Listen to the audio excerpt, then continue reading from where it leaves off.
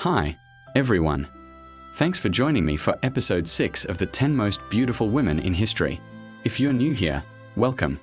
I am thrilled you're here. Don't forget to subscribe. Our question for today is, who is the most famous woman of the 20th century?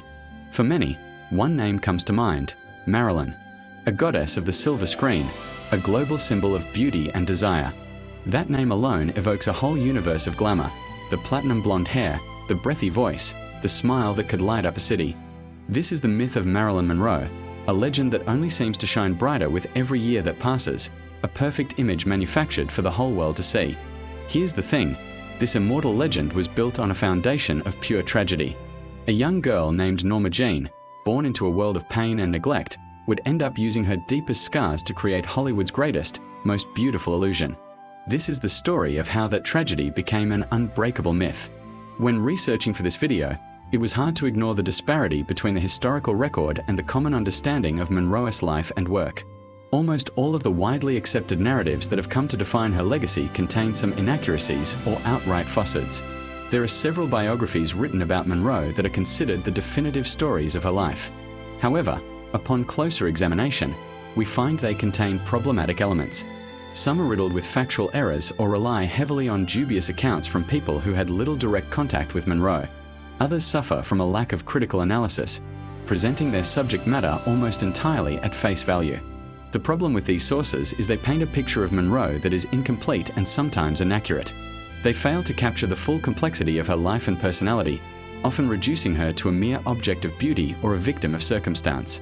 For example, the popular narrative that Monroe was a dumb blonde, a woman whose primary appeal lay in her physical attributes and who lacked intelligence or substance, is a harmful stereotype that has been perpetuated by the media. In reality, Monroe was a voracious reader and had a keen intellect. Furthermore, the idea that she had a troubled childhood and was shuffled around a dozen foster homes is also misleading. While she did experience instability and trauma in her early life, the extent and nature of this trauma have been exaggerated. In order to get to the truth of this iconic Hollywood star, we have to go beyond the myths and examine the historical record more closely. We must separate fact from fiction and consider the various ways in which Monroe's legacy has been shaped and manipulated over the years. As we delve into this fascinating process, we'll uncover a more nuanced and accurate portrayal of Monroe as a complex, intelligent and resilient woman who used her experiences to create a remarkable career and leave an enduring impact on popular culture. Let's start with her childhood. Much of what is commonly believed about Monroe's early life is simply not true. For instance, it is widely assumed that she had a miserable and unstable childhood that was marked by frequent moves between foster homes. This narrative suggests that she was neglected and abused, which undoubtedly contributed to her later struggles with mental health and addiction. However, a closer examination of the historical record reveals a more complicated picture. Yes, Monroe experienced instability in her early life and was indeed placed in several foster homes. But to portray her childhood as nothing but miserable and traumatic is an oversimplification. One of the most pervasive myths about Monroe is that she had a dysfunctional relationship with her mother, Gladys. This narrative often depicts Gladys as an unfit mother who was incapable of providing love and care for her daughter. However, this portrayal ignores the complexities of their relationship and the historical context in which they lived. Gladys suffered from schizophrenia, which undoubtedly made it difficult for her to provide the kind of stability and care that Norma Jeane needed. But this doesn't necessarily indicate a dysfunctional relationship. Rather, it points to the challenges that both mother and daughter faced. Another common misconception about Monroe's childhood is the belief that she was sexually abused in one or more of the foster homes where she lived. While it's possible that this occurred, there is no concrete evidence to support this claim.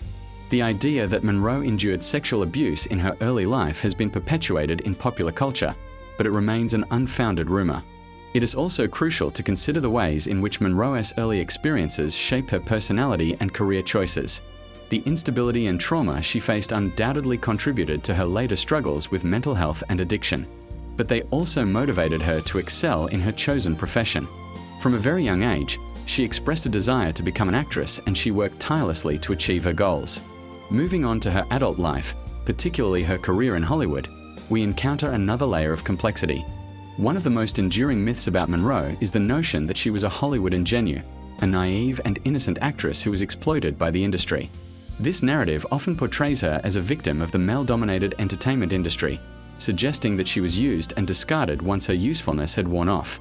However, this perspective fails to acknowledge Monroe's intelligence and agency. Let's now talk about her personal life. The common narrative surrounding Monroe's romantic relationships is equally problematic.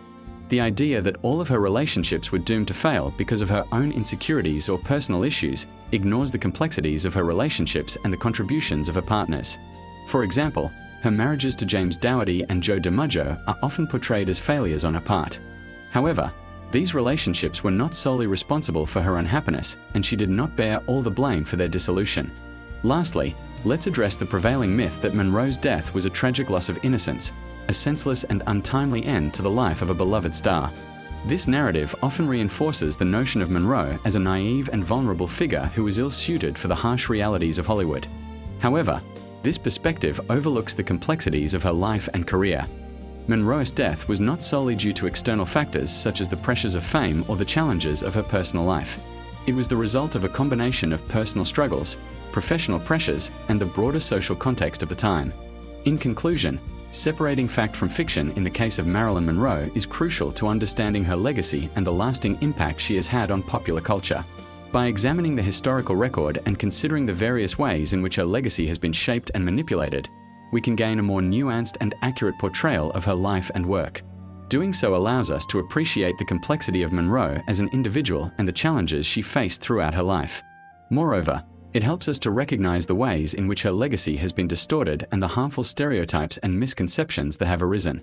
As we continue to grapple with the complexities of Monroe's life and legacy, it is essential that we engage in thoughtful and critical discussions that separate fact from fiction.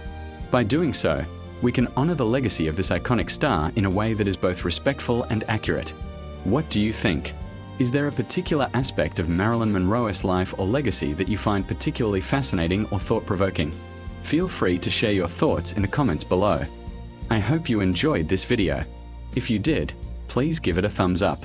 Subscribe and click the bell so you never miss an episode. Thanks for joining me. See you next time.